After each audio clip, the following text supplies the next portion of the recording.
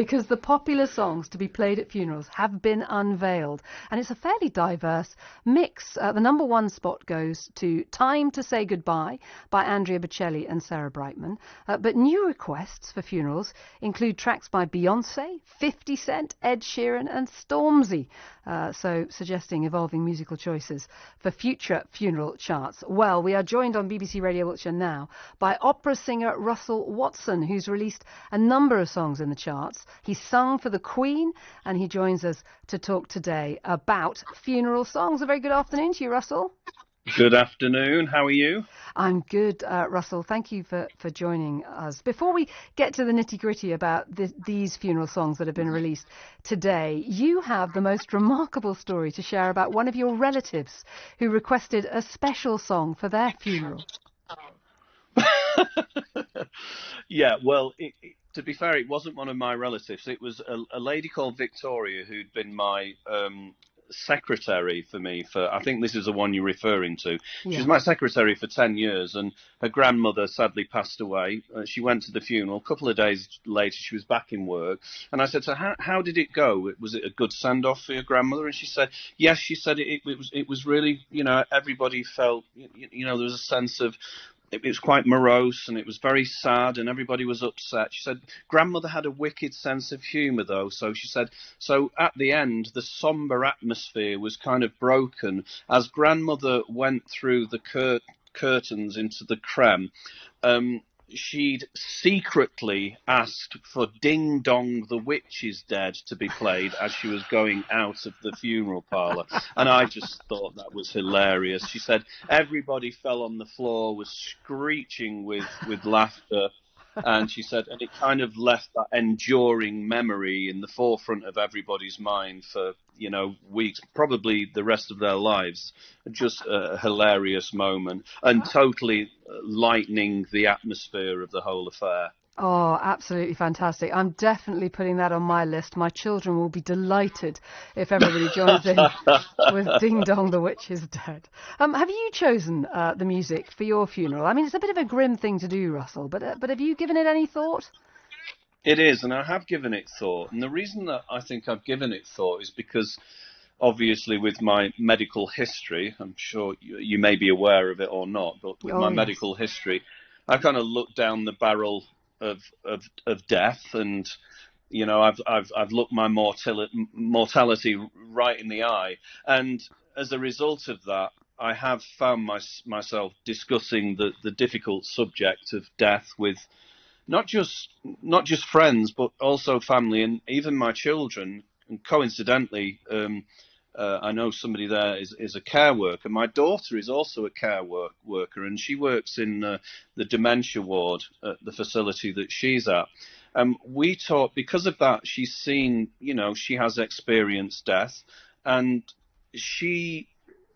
we openly discuss death. She openly discusses her worries and her concerns about me passing, and so we have discussed quite openly. But I do think us British, as a rule, find it a taboo subject and find it very, very difficult to talk about, which means when funerals come around, inevitably the song choices won't be made by the particular person who's passed. And as a result of that, I don't think we get to see a true reflection of what they loved and what actually meant something to them. I do think it's a good idea to discuss these subjects and what you may want to represent who you were and what was the backdrop of your life through music. Music plays such an incredibly important part in that. Absolutely. What would you have then, Russell? Would you have one of your own performances perhaps at your funeral? Have you decided?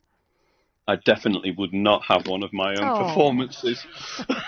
I mean, Nessun Dorma would be one of the pieces that I think I'd choose, but it would probably be Luciano Pavarotti's version. Yeah. There's a beautiful song by Gabriel Alpin called "The Power of Love," which is a cover of the old Frankie Goes to Hollywood piece. And it was the first dance for my wife and I at our wedding. I think I'd choose that, but I also think that I'd like to choose something of a comedic variety as well, because I wouldn't want it all to be, I wouldn't want proceedings to be, too somber, too downhearted. I'd want it not necessarily just to be a commemoration of my life, but also a celebration as well. And as I am a bit of a joker, I'd want some of that in there as well. Lovely. You mentioned a little while ago your own mortality there, and we have our guests in this lunchtime, Russell, sharing their Wiltshire views on some of the stories around in the news today. And Stephen Trowbridge from First City Nursing in Swindon has a question for you about your health, Russell. Hi, Yes. Russell. So I was doing some research earlier, and I read that you didn't have just one brain tumour, but you had two. And I wanted to know how you are now. How's things? I'm good. I mean, believe it or not, and a lot of people don't realise that time goes by so quickly. It was 15 years ago. Wow. And so I've had plenty of time to recover. I mean, it left its scars, as you would expect, but the second tumour, the second illness that I had, that was where it kind of really brought home. I was 39, the first one came around, and I was diagnosed when I was 39. And to be fair, at that point, I really hadn't given much consideration to death and mortality. I didn't have conversations about it. It wasn't something in the forefront of my mind at all. And then all of a sudden, when you, as I said before, you're looking down the barrel of your own mortality. And for the second time, I mean, on the second tumour, I went to bed one night and it hemorrhaged while I was asleep, and I didn't wake up the next morning and had to have emergency surgery. And that really did make me reanalyse my whole life and my whole outlook on death. And to be fair, at that point, I was probably giving death a lot more thought than I probably should have been doing. But it did make me feel more open to the idea that, eventually we're all going to be heading down that route. And it's quite a sobering thought. Yeah. But also, I do think for the people that, would be in attendance at our funerals when they eventually come round, the choice of music and the reflection and the memories that music generates is crucial to those types of events. Fabulous. Thank you, Russell. We also have Joe Batchelor from Devises Books here, who also has a question for you. Joe? Inevitably, it's going to be about books, and wondered whether you had another one in the offing. As it stands, I mean, the last one, believe it or not, the last one that I did, I wrote literally almost immediately after my second tumour operation, the one Wow. that in essence saved my life. And the book was written during the period in which I was having my radiotherapy treatment. So I had to have, there was still tumour left because of the nature of where it was very difficult to get to. And so because of that, I had to have 25 treatments of radiotherapy. But during that period of time, I thought this would be a very good time to do something constructive. So I decided with a ghostwriter to put a book together. It's quite some time has passed since then. A lot's happened, and I've learned a lot more about life and death since then. And so now would probably be a good time, actually, as you suggested, to maybe do another book. There you go. Well, we shall look forward, Russell, to seeing that book on the shelves.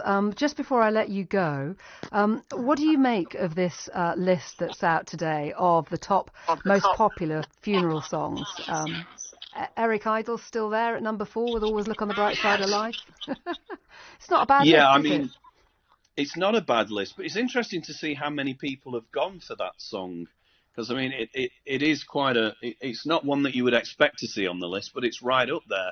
I think the Andrea Bocelli, Sarah Brightman song, which is at number 1, of course, which is Time to Say Goodbye, Con te partirò, I think that would be an obvious choice simply because of the lyrical content. So, and there's a couple of other surprises. I was quite surprised to see the likes of Stormzy and Beyonce in there. But again, I think that's a generational thing. I know with, like, for instance, with my children, the amount of times that when I in the past when I've taken them to school, and the first thing they'll say when they get in the car is, "Dad, can we choose the music today?" And I think as a result of that, I've kind of gained a love and memories from maybe music that I wouldn't have normally listened to, normally listened to, normally listened to, normally listened to, normally listened to, normally listened to.